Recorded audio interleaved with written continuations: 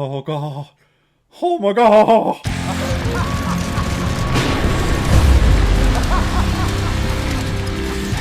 The Wicker Man, released in 2006 and is directed by Neil LaBute, who has also directed such films like In the Company of Men, Nurse Pierre, Possession, The Shape of Things, and Dirty Weekend. And this film, of course, is starring an amazing, brilliant, magnificent performance of Nicolas Cage, and a bunch of other women who have a bunch of lip injections on this remote island.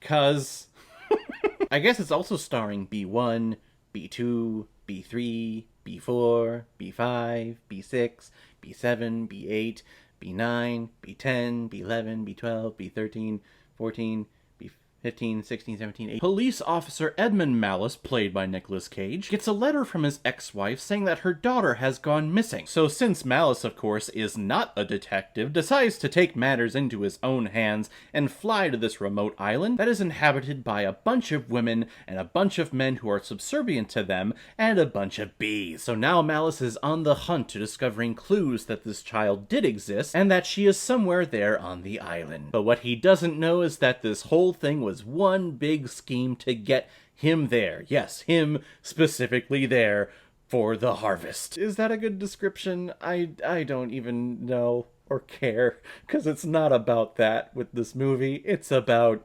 Nicolas Cage. The man's a national treasure. More like he's the Declaration of Independence treasure. Oh. I had heard so much about this movie. I've never actually seen it, but I've seen the bee scene. I've seen the ending of this movie. I've seen the how did it get burned part. All of the most iconic, dumb, stupid, overacting performances from Nicolas Cage I've seen in here. But to take all of those and put it actually into this story that doesn't make any sense and is completely stupid just makes this movie oh so much more enjoyable. Starting off, though, I am gonna say it's pretty frickin' ironic that I'm reviewing The Wicker Man after this past weekend when I tried to mow my yard, and as I'm brushing up against this leaf pile that's right up next to my house, this swarm of yellow jackets comes out of the leaf pile and stings me like 10 times. I have nothing against bees. I know that they are very important to just life on this planet. Yellow jackets serve no frickin' purpose at all, and they're fucking pieces of shit. I got stung on my ass, and it itches like fucking crazy. So when Nicolas Cage is there saying, "Oh, the bees! Oh, the bees! Oh!" I feel his frickin' pain. Maybe there is some spiritual overlord Wicker Man who's just watching over me saying like, "Haha, you were making fun of the Wicker Man." But this is actually a very serious story. No, it's not really. And no matter how serious all of these actors are trying to take this movie and convince the audience that this movie is super serious, it is not. The movie starts and we get to see Nicolas Cage as a policeman handing out tickets, and he pulls over this car and the little girl threw the doll out of the windshield, so he goes over and picks up the doll that's on the other side of the road, and then this truck comes by and completely smashes into the car. Even though the car is on the opposite side of the road, it completely smashes it, and you'd think that this whole emotional story would play into something in this movie, and it doesn't. We keep flashing back to the trauma that Nicolas Cage is experiencing with remembering and seeing that traumatic event, and nothing. He's sitting on a boat and has visions of the girl being hit by a truck while on the boat.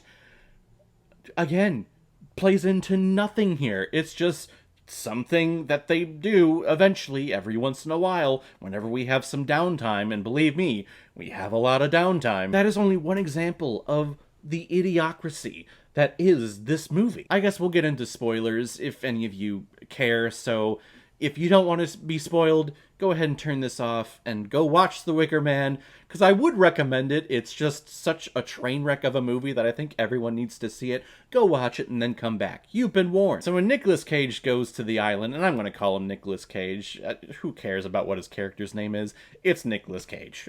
That's all we care about. So when Nicolas Cage goes to the island, he's just greeted by all of these rude-ass women, and the purpose of him being there is for him to go there willingly and for them to sacrifice him to the Wicker Man so that they have a nice honey harvest.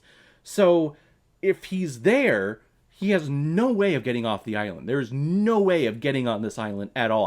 I didn't see one boat at all. So if he's there, take him and just lock him up until the special day that you need to sacrifice him. Why let him wander around poking his head in and out of cabins? Why not just lock him up? Oh, you dumb people! Plus, this movie is also trying to present this character of Nicolas Cage, this police officer, as a sympathetic character. It's probably why they gave us the whole traumatic car hit explosion thing in the beginning, to make us feel sorry for this guy.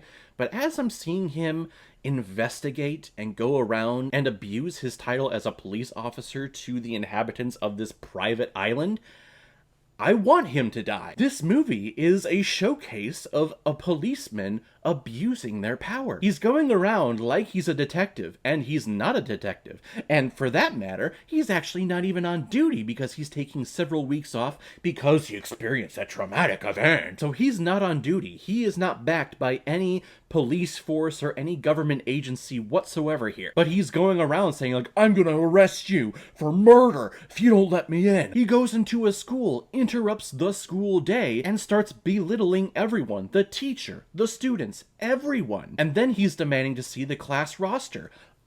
Fuck no. Go get yourself a warrant and then come back and we'll show you the class roster. You can't just barge in here, flashing your little badge and say, I need to see it. By the end of the movie, I was okay with him dying, because if this is a police officer that was approved to be a police officer in this world, in this country, in this government, one less of them is just fine for me. And I wonder, did he notice anything with his ex-wife who is now on this island again? Apparently she had lived here before and then went off into the world to find a man to, I guess, eventually get that man to come to the island so that they can eventually kill him. Did Nicolas Cage not sense anything that was up with her? Because I imagine there would be something up with her. Plus, she doesn't speak in complete sentences at all. Like, every line that she has, it's, what are you, me, what, well, I don't, what, well, where you go, why, well, it's over, how, And her lips are protruding like this, which I don't understand. You're on this island. Do you guys have Botox injections here? I believe this movie was the start of the, like, direct-to-video, direct-to-DVD. Cage is just in this because he needs the paycheck, so he's just here overacting like crazy franchise craze that he was in. I think this was the Kickstarter to it. Boy, oh boy, he delivers. The main question I just asked myself with what happens in this movie is why? Why drag this out? Why make him go around the island and try to infiltrate and discover and realize things? Why not just lock him up? And then for him, it's like, well, why do you care? You're off duty. You should not be doing that. You should call, like, Federal Reserves or FBI agents to go investigate. Why did it get burned? How did it get burned? How did it get burned? How did it get burned? How did it get burned?